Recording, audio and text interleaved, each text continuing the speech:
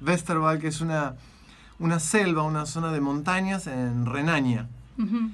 Y ahí en 1932, en los campos de trabajos voluntarios, los instructores escribieron una canción para los jóvenes, los estudiantes que trabajaban en esos campos. Y bueno, para marchar cantando en esas montañas, en esas selvas. Y luego se transformó en una marcha militar. Hoy en día es marcha oficial del ejército, del Bundeswehr, el ejército federal de Alemania actual también, ¿no? Así que es un tema muy lindo. Y después vamos a seguir hablando de otros temas musicales, característicos de Alemania, pero vamos a empezar a hablar un poco sobre la federación. Así es. Las asociaciones alemanas de colectividades alemanas de Argentina tienen una federación que se llama Federación de Asociaciones Argentino-Germanas, que es como la asociación de asociaciones. Y se constituyó luego de la Segunda Guerra Mundial, cuando Alemania tenía todos los bienes confiscados, todas las asociaciones cerradas. Entonces, el conjunto de asociaciones del país decidieron juntarse para recuperar todos los bienes, todo, digamos, con el nuevo sistema democrático, digamos. Y ahí quedó la Federación de Asociaciones Argentino-Germanas. Y hoy en día organiza eventos y, entre otras cosas, es la organizadora, junto con otras federaciones de Sudamérica, de lo que se llama Encuentros CAL, que es Comunidades Alemanas de América Latina. Y ahí quería contarte que este es un encuentro que se empezó a organizar en el 2003 en Montevideo por primera vez, y el segundo se organizó en Santiago de Chile, luego en Blumenau, en Paraná, Entre Ríos. Es decir, en todas las ciudades, lugares donde hay colectividades alemanas importantes, se organizó este encuentro de cultura alemana, donde distintas personas pueden presentar ponencias de carácter cultural, histórico, educativo. Y bueno, yo tuve la suerte de presentar una ponencia ahí en el 2012 que se llamó Apellidos Alemanes, Origen y Significado. Y que tuvo mucha repercusión. Eso fue en el año 2012 en Buenos Aires, organizado por esta federación, a donde concurren representantes de todas las asociaciones alemanas del país, más de toda Sudamérica, de Chile, de Brasil, de Paraguay, inclusive colectividad alemana muy pequeñita, pero en Perú, Colonia Tovar en Venezuela. Así que fue una experiencia muy linda, y a partir de ahí me invitaron a otras ciudades con colectividad alemana, en Monte Carlo, Misiones, en Puerto Rico. Así que me dio muchas satisfacciones ese encuentro en el 2012. ¿Podrías hablar un poco sobre eso, sobre el significado y los orígenes de los apellidos alemanes? Claro, bueno, para estudiar un apellido hay 4 elementos, 4 factores que hay que analizar un poco. Uno es el idioma. Dentro del idioma están los dialectos, ¿no? El segundo punto sería la forma de escritura, la escritura. Puede haber distintas escrituras en un mismo idioma, hay a veces errores o deformaciones o características de la escritura en distintas regiones de Alemania. Uh-huh. El tercer punto es el contenido en sí del apellido, o sea, el significado, qué significa. Y el cuarto elemento sería la ubicación geográfica, la distribución en el territorio de ese apellido. En cuanto al primer punto, el idioma, Alemania tiene, podríamos decir, distintos dialectos que son bastante diferentes, como pasa en Italia, como pasa en muchos otros países de Europa. Podríamos decir que hay una franja de 3 franjas, podríamos decir, como la bandera argentina o la bandera alemana, que dividen el idioma alemán. En el norte es lo que se llama el Niederdeutsch, que es el bajo alemán, que es un idioma, digamos, heredado del antiguo sajón, que es más parecido por ahí al inglés, al antiguo anglosajón. Uh-huh. Y una rama es el Niederfränkisch, que es el bajo francoño, de donde deriva el holandés, el flamenco de Bélgica. Luego en el medio hay una franja que se llama el Mitteldeutsch, alemán medio, y en el sur es lo que se llama el Oberdeutsch, el alto alemán. Se llama alto porque son las tierras más altas, la zona de los Alpes, Baviera, Suabia, que es Baden-Württemberg, Austria, Suiza. Eso es lo que se llama el Oberdeutsch, el alto alemán, el alemán superior. Entonces, en función de esos distintos dialectos, esos distintos idiomas del alemán, también varía el apellido y uno puede identificar de dónde viene ese apellido. Mira. En cuanto a los significados del punto 3, bueno, la mayoría, o sea, todos los apellidos tienen un significado. El tema es encontrarlo, descubrirlo. Porque ¿Saber qué? Claro, saber qué significa. Porque imagínate que se crearon, surgieron, no sé, en el siglo XIII, XIV, XV, se fueron formando.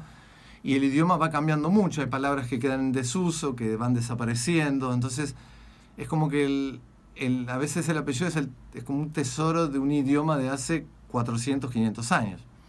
La mayoría de los apellidos alemanes son de tipo ocupacionales, es decir, describen un oficio, ocupación o estamento social. Es decir, indica ya sea la tenencia de tierra, la situación jurídica podemos decir, de servidumbre o tenencia de la tierra. Ahora voy a dar algunos ejemplos.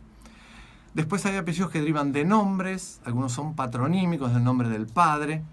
Hay otros apellidos que derivan de sobrenombres, apodos, sobrenombres, y otros apellidos que son lugares de origen o de vivienda. ¡Qué variedad! Hay mucha variedad. Lo mismo ocurre con los apellidos italianos, los españoles. En el caso de Alemania hay predomina mucho los apellidos de oficio, porque en Alemania en la Edad Media los gremios de oficios tenían mucha importancia, eran gremios muy poderosos y regulaban toda la actividad del mercado, ¿no? Del mercado del trabajo. Por ejemplo, te menciono algunos. El apellido más común de Alemania es Müller, que significa molinero, y describe obviamente la actividad del molinero, los que molían los granos, por ejemplo, de trigo para hacer harina. O sea, en cada ciudad, en cada región de Alemania había un gremio de molineros y de ese gremio las personas recibían ese apellido. Uh-huh. Otro, Schmidt, que significa herrero. Es uno de los apellidos también más comunes. El tercero más común es Schneider, que es equivalente en inglés a Taylor, que es sastre, en italiano sartore, ¿no? El cuarto es Fischer, pescador, también es un gremio porque no solo es la pesca, sino después la venta, la distribución del pescado. El quinto apellido más común es Weber, que significa tejedor, e igual al inglés Weber.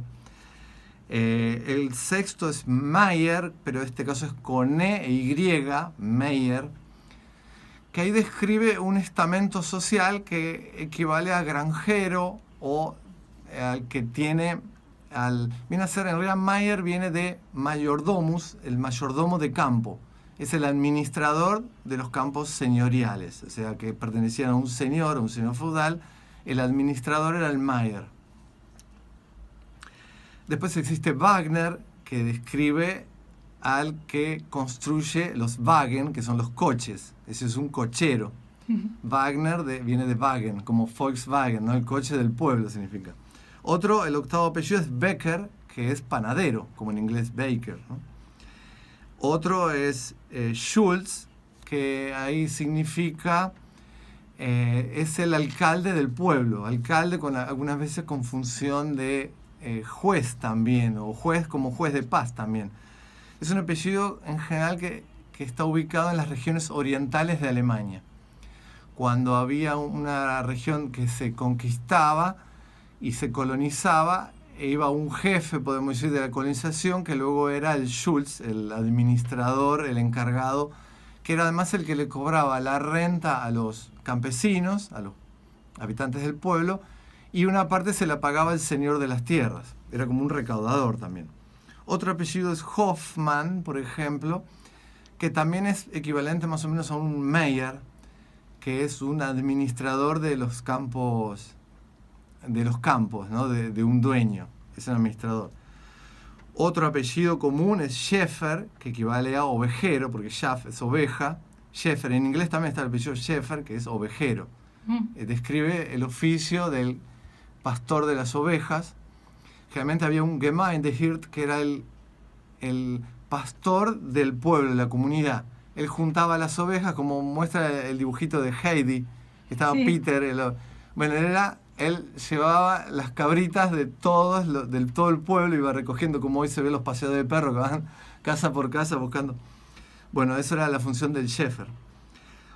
Otro apellido común es Koch, que significa cocinero.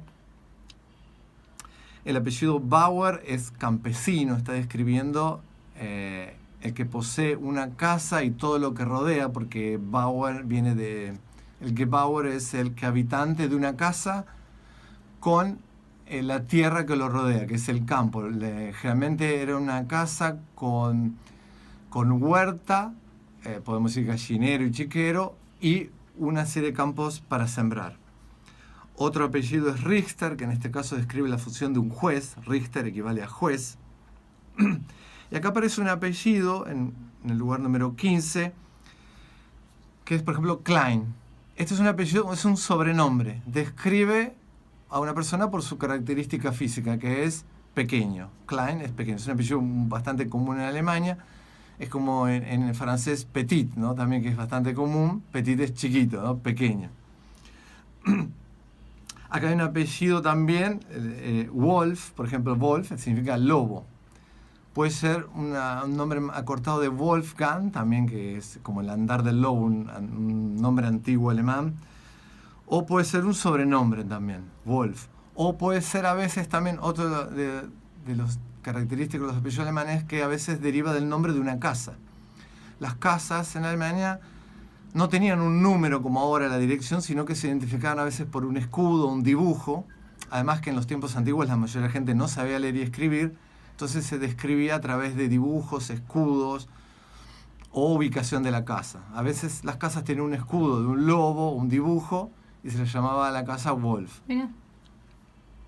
Otro apellido, Schröder, que es una variante más común en Baja Sajonia de Schneider, que es el sastre, el que confecciona ropa. Otro apellido es Neumann, que es equivalente, como en inglés, Newman. Por ejemplo, en polaco es Novak, o en checo, que es un nuevo hombre, significa. Es generalmente cuando un pueblo arribaba un nuevo colón, un nuevo habitante, lo llamaban Neumann, el nuevo hombre. Era un nuevo colón, un nuevo habitante del lugar. Otro es Schwarz, por ejemplo, que equivale a negro, por el cabello negro. Es un apellido también de sobrenombre, de descripción física.